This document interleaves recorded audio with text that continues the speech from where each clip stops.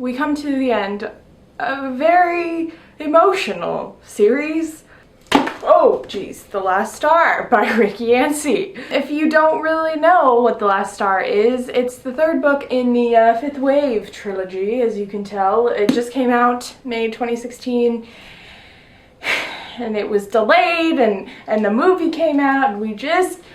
I have a lot of feelings about this book. Most of them are good, but also, you know, some frustration, which is to be expected in a finale. If you don't know what the Fifth Wave is about, it's alien apocalypse and sadness, basically. So that's always fun. If you want to know my rating for this book, I'm giving it a 94 using my rating rubric thing that I will put down below. But that seems very high, but also I don't know. I posted a discussion video so that if you just watch that. The Last Star. Did I like it or did I not? I liked it a lot. I think it was a satisfying conclusion to this series, but I can't really talk about it with you if you haven't read the book. So I would recommend reading it just because I think it is better than The Infinite Sea, and a lot of people were scared because The Infinite Sea wasn't as good as the first one. So I would say if you read The Infinite Sea and you weren't completely turned off, if you like kind of liked it, I would definitely read this one, especially if you care about the characters or you care about the plot or anything like that. Like, definitely read it. Is it my favorite finale ever? Probably not. I've definitely read way worse finales, and this, like, honestly, I was satisfied, and I think that's all we can ask for at this point. Hamilton reference. If you haven't read the book, I'm gonna have to ask you to leave. Okay, it's for your own good. I promise. You'll be fine. It's all good. You'll make it. I just had a very whirlwind of a week. Basically, this whole week I've been trying to like marathon this whole series because I reread these two and then I read this one all day today. Literally all day today. But that being said, since I had just reread these, they were super fresh in my mind when I went into the third one. And I just was really nervous. Tammy and I were voxing before I even started because she had already finished it before I did, and she was just like crying on Twitter, and so I was like, girl, I don't know how this is gonna turn out, but let me know that it's all gonna be okay. And then after she had been tweeting about it, Michael from Michael Bookline tweeted, and he's like, I'm just on the floor crying, like it's fine. And I was like, great guys. This doesn't help me. I'm just gonna be nervous the whole time. If I'm being completely honest, guys, I didn't cry. I didn't think it was cry-worthy. I didn't think it was that sad. Sorry, not sorry. If you want to know my real reaction, like when I finished the book and I got to like the end part of it, I was like, all right, makes sense, cool, let's move on with our lives. Like, I didn't have a big moment where I was like, this is awful and emotional. Not to say that I didn't have moments like that, because I did in the middle, but not like at the end. At the end, I was totally chill, and I was like, yeah, it makes sense. Why wouldn't that happen? Can we just start out? I wasn't surprised. Like, we all knew she was gonna pull a tryst. Like, we just knew it. Allegiance spoilers, in case you didn't know this. I was not at all surprised. Like, even when, I think it was the last book in The Infinite Sea, Evan, like, makes a reference, and he's like, Cassie, you're gonna be the one to blow it up, right? And she was like, okay, sure, sounds good. Like, there was no doubt in my mind that it wouldn't be like that. Like, it made complete sense, and she is the type of character that would totally do that. And so when she did it, I was like, all right, cool, like, fine, do it. And maybe that's because I don't really care about Cassie as a character anymore. Like, she's a cool character, don't get me wrong, and she's a really nice person, and I like, really like her personality. She's really funny, but, like, at the end of the day, I was like, okay, I accept it.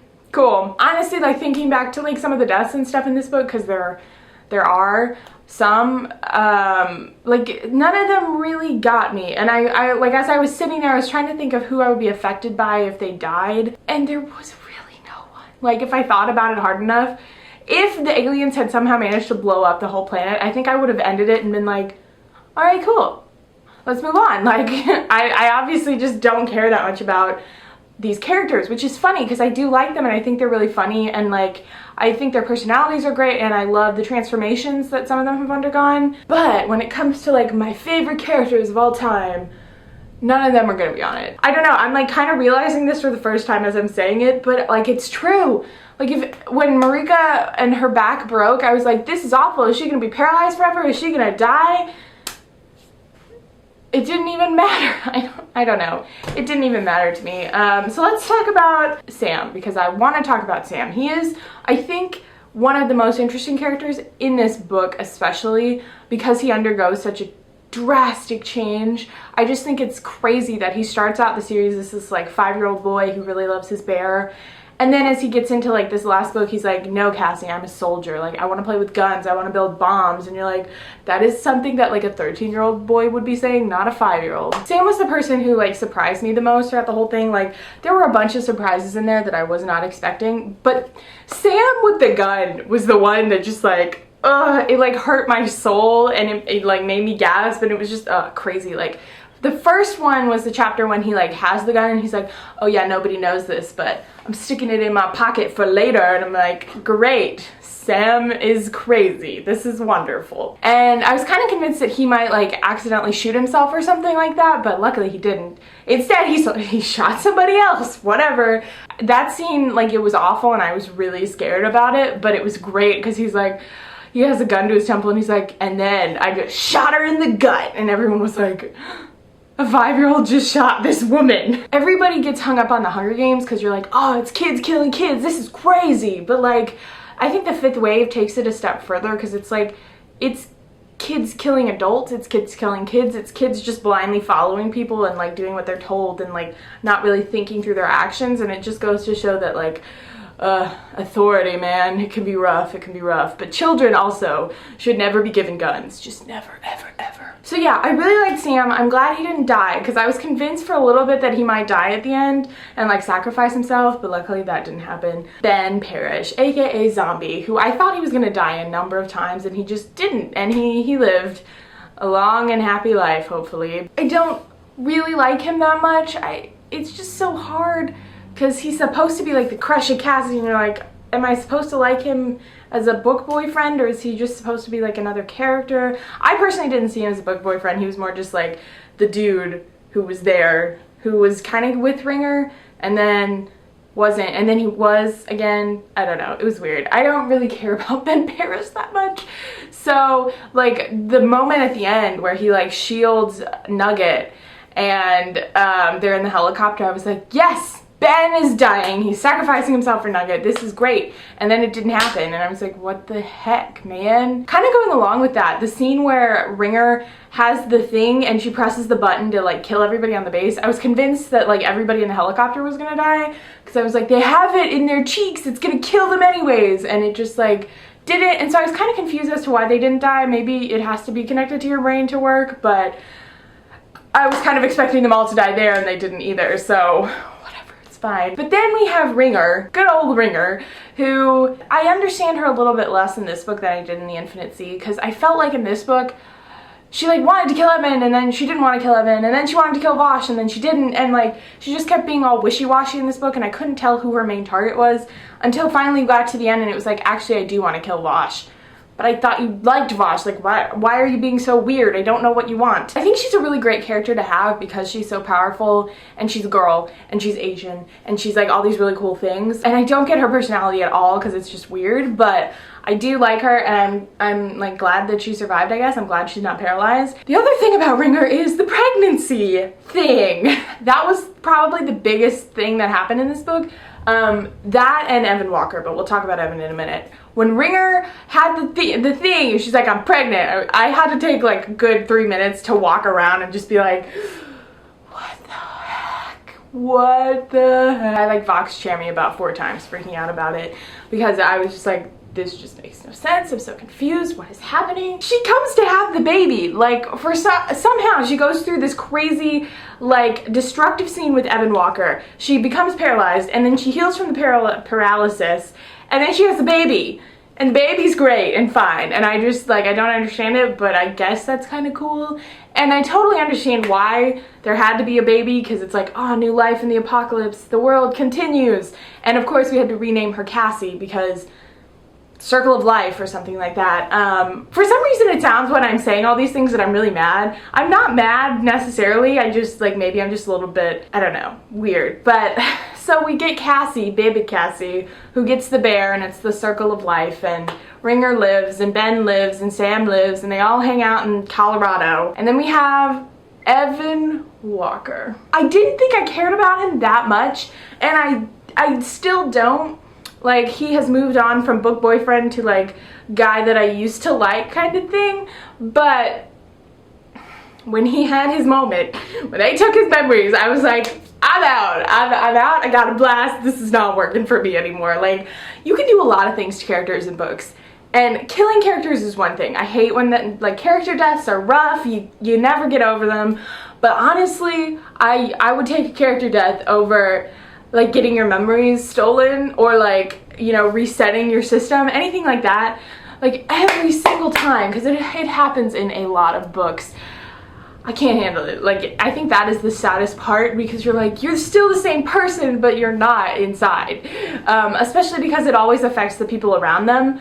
And it definitely affected like Cassie and Ringer, and they're like, this is Evan's body, but not Evan. It was just so maddening to like to see it happen, and knowing that it happened, I was just like, nope, I'm out. I'm done. This sucks. And then he gets his memories back at the end, and I was like, this is like unfair. If we're gonna lose Cassie, we also have to lose Evan. But no, they bring him back somehow, and he has all his memories, and it's totally fine. Is he in the same body? I'm not really sure. I think he is, but I don't know. I like Evan as a character, and I did enjoy his chapters in this because, you know, after he gets taken to the base and he kind of has his like talk with Vosh, it's like you get a little bit more insight into the alien thoughts, and so that was like a good way of doing that. I still, I'm just picturing him like being the silencer and like going out to kill Cassie and Ringer, and it was just so sad. Like that was probably, I didn't cry, but I was like feeling like, oh my gosh, this is awful. And so that brings me to Cassiopeia, the lovely lady who died. We knew it was coming. Like, if anybody was going to do it in any other series besides Allegiant, it was going to be Cassie from the Fifth Wave. Let's be real here. And because it has happened already in Allegiant, this time going into it and like seeing it happen, I was like, well, it makes sense. I don't care. Totally fine. I'm not broken up about it. She just sacrificed herself for humanity.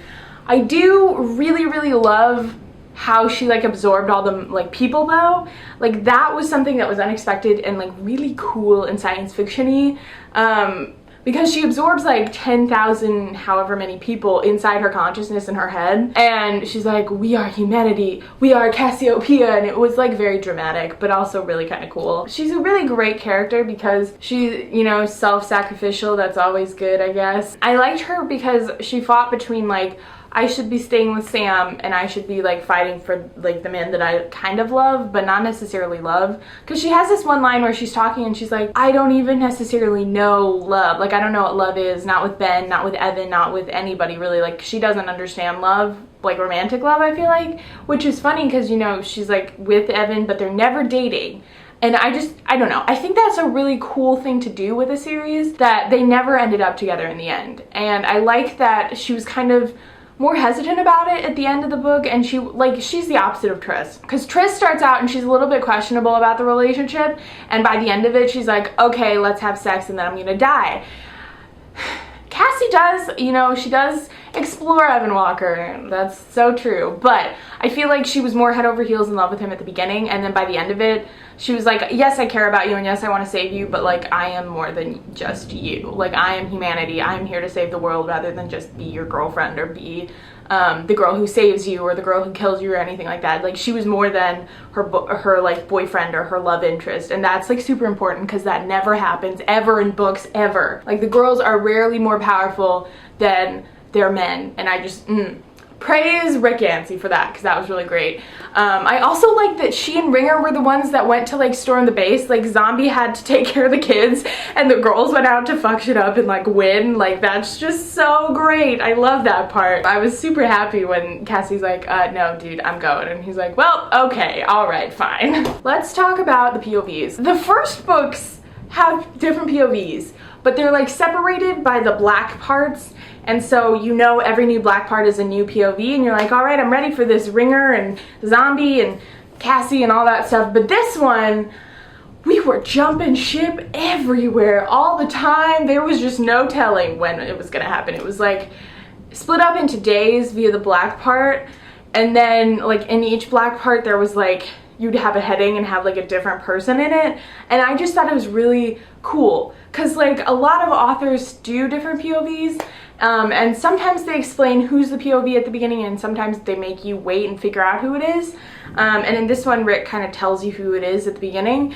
But I did like how he split it up by like the last like 4 days, and he's like, this is a day, and then we're in Marble Falls. Like, I thought that was really cool, and I haven't seen that done before. I did kind of enjoy how it was different in this book than the other ones, because I think the pacing of the book made sense with this kind of like POV stuff. So, woo, good job, Rick. Let's talk about the conclusion of the plot, because I feel like the main thing about this series that drew me in was the plot and the plot twists and the concept of like aliens coming, but also like humans fighting among themselves. The other thing I noticed about Rick Yancey as I've been rereading his books is that these books are super philosophical. Like, it's very hard to focus and just like figure out what he's saying, because he's like half science fiction, half like philosophy about humanity. And so you want to get through and be like, but what are you saying? What does this actually mean? And the whole time you have to like go through riddles and like weird detours about humanity and Earth and aliens, and you're like, I don't really know what you're saying, but okay. And I think this book will make more sense to me the second time I read it, if I do ever reread it, because that's how the other ones worked out. Like, they make sense kind of the first time, and you're like, whoa, that's so cool, but you don't actually get the coolness factor until you've reread it, and you like figure out what he's been saying, and you're like, oh, okay. Basically what we come to find out in this book from Vosh is there are no aliens on the ship. They are all elsewhere, and so I think they've been downloaded onto the ship, which means that their bodies are like dead maybe, but like there are no aliens on that mothership, and so there's just like a bunch of bombs up there and like computer software maybe. And Vosh is human, he's not alien. He's gonna go up to the ship, obviously he doesn't, but he was gonna go up to the ship along with like 12 other people, and so there are 12 people like Vosh in the world. Obviously the silencers are all actually human and they're not going up to the mothership, and that's kind of what we learned. I'm trying to like remember the rest of it. And the whole point of this book and this series is like love, obviously, and so the aliens like can't understand love, and so the flaw in Evan's system, there is like, you can't see a flaw, like it's flawless. There's no algorithm for love. That's the thing. Like, the aliens can't comprehend love, so they can't like make this algorithm for love. So when they try and download Evan's consciousness, they're like, there's no problem, he's totally fine, because we can't see love on a graph. Hearing it like that, it's like, okay, that's kind of cheesy. And I don't know how I feel about having love as like the thing that aliens can't understand. Like, I think it's cool, it's cute, you know, and it's the kind of thing that you would expect, I feel like. You're like, oh, of course aliens can't understand love, and the opposite of love is indifference. Like, okay, I get it, but it kind of feels like every other book like this, where you get all these plot twists and you get to the end and you're like, all right, that's not as cool as I expected, but it's fine, whatever. I don't know. Like, I think I'm satisfied because of the way he presented it, and he presented it very philosophically, and he presented it in a way that confused me, and so I was like, I think this is cool, but it's probably just really simple. So like, when I was reading it, I was like, okay, I can accept this. This makes sense.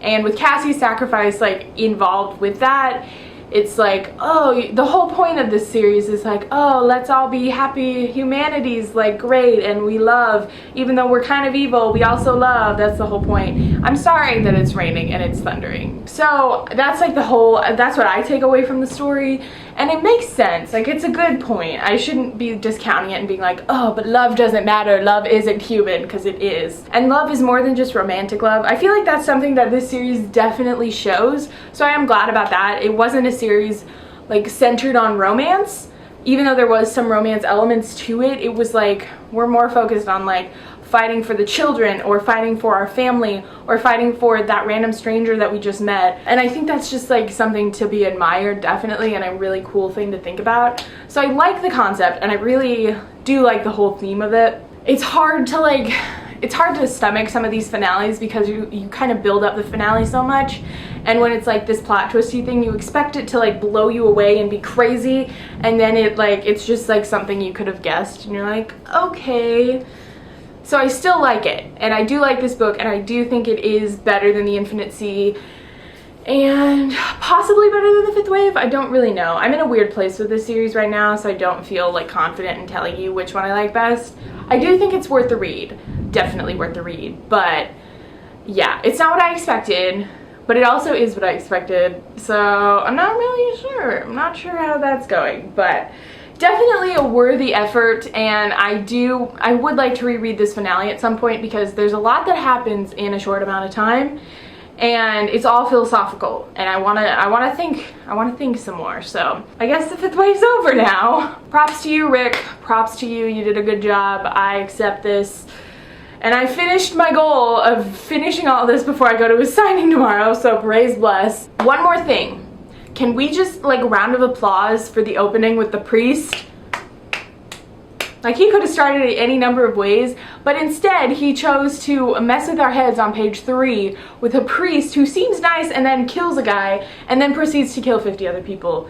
I just, props to that. I love that. Anyways, I hope you guys are having a great day / night / life / whatever, and hopefully I'll get to talk to you guys soon. Bye!